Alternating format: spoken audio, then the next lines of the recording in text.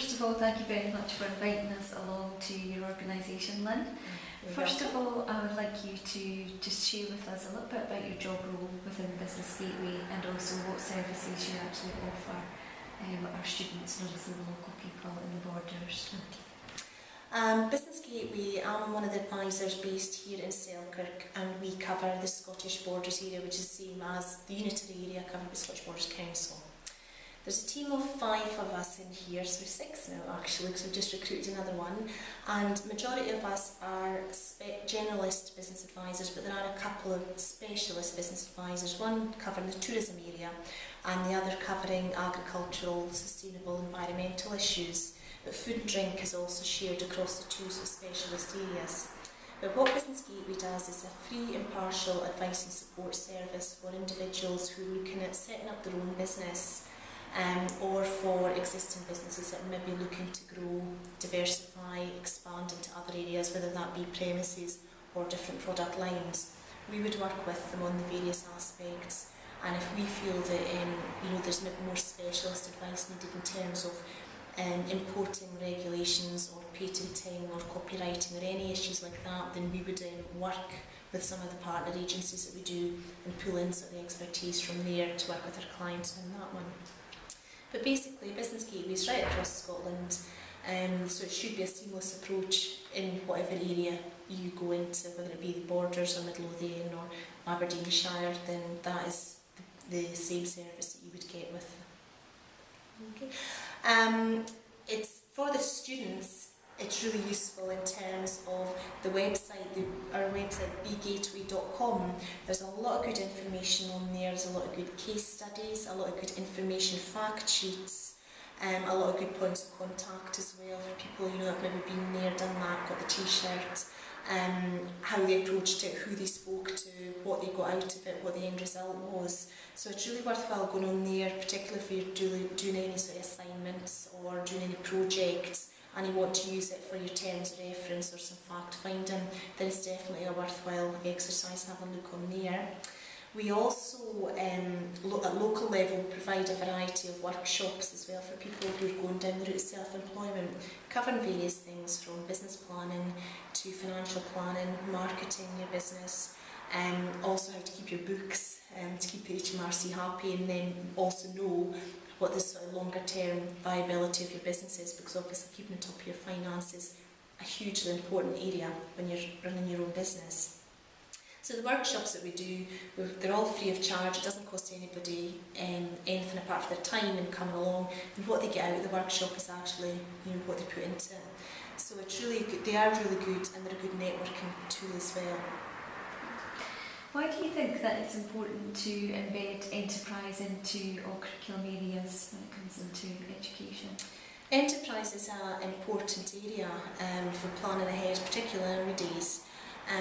But it could be that at the moment, when you leave college, you may think, well, I want to get a few years working for somebody under my belt, but you may go into the route that you find that you're actually taking on a management role. So they will be asked to do different areas, whether it be strategic planning or business planning or financial planning, managing staff, etc., looking at different projects. Then it might be all these sort of things they are asked to do. So I think enterprise is an important area so that you're familiar with it, and then years down the line you can actually think, oh wait a minute, I knew that you could get some support like that from this agency or from their partner agency, etc. So it's not just about, if you're going down the route of self-employment, the enterprise obviously kicks in because you've got all the areas to cover for yourself then, but in the management side of things as well, so whether it be somebody going down the route of joiner, want to work for themselves, well they are working for themselves and they've got everything to do. They've got to market their business, they've got to plan their business. Is it working, is it not working, what needs to change, etc. So it's important that they can see the bigger picture to when things maybe do get a bit quieter, or if they maybe find a product that just isn't quite fitting their customer needs, how else can they look at it in order to help the business maintain itself and also to continue to grow and diversify. So you recently attended our Speed Enterprise event and also the Enterprise Fair at the college. Do you feel that they were successful? Yeah, there was certainly a lot of activity going on those days. I think the enterprise event, the speed networking, if you like, it was useful for just awareness raising. We certainly spoke to quite a lot of people because I was along with my colleague Louise Butler with the Princess Scottish Youth Business Trust, and we certainly spoke to a few people and we followed up with them. And I know that Louise, because some of them were in the 18 to 25 year age group, Louise has actually had further meetings with them with regards to going down the route of self-employment, and some of them have come along to some of the workshops as well from there. So no, I think that the events are really good in terms of getting the awareness out there, because how many of them actually knew we existed or even wanted to approach us, to be honest, because it's maybe not as some of the areas, you know, that might have been as forthcoming to them. So. And can you share any local success stories through Buisness Gateway? We've got a variety of case studies on our own website, the local bgborders.com website. If you go on there's a lot of good case studies on there, whether we've worked with people just from the advisory point of view to get them set up, or whether we've maybe worked with them in terms of receiving grant funding through some of our partner agencies such as Scottish Borders Council. There's different case studies on there, different kinds of businesses. Some are small businesses, some are businesses that have already been in existence and we've worked with them to help take them to the next level.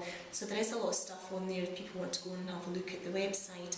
Also, any companies that we're working with just now, if there's any sort of good news stories, or if it's a new business just launched, etc., and we've been working with them, then we're really active in our social networking channels, particularly Facebook and Twitter. So anything like that is shared across these channels if we've been working with companies and they're willing for us to work with them and support them. We also do quite a lot of case study advertorials in the local press as well, which is primarily focused around about Buisness Gateway and to create further awareness of Buisness Gateway, but pulling in a local case study, you know, with a company that we've been working with or an individual that we've been working with, just always helps add a wee bit more emphasis behind it and make it a bit more attractive to the end user to contact us, make us real, if you like. Yeah, great.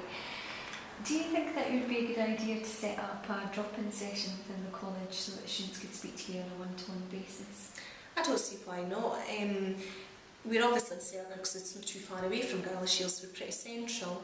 But I think particularly for maybe students that are coming towards the end of their training courses and they're maybe thinking about considering their options, well, I would like to find out a little bit more about self-employment, but some of them might not be able to come over here through the day because of obviously their course timetable, or maybe they just still feel a wee bit uncomfortable and unsure about it and they don't feel they're far enough down the line, then it might be an idea to sort of, you know, create that maybe even sort of once a month or an afternoon once a month, or maybe have a theme so there's different things going on in conjunction with the advisory side of things. Then yeah, I think that could be a support service for the students. That's great. Thank you very much for your time. Thank you very much. Thank you.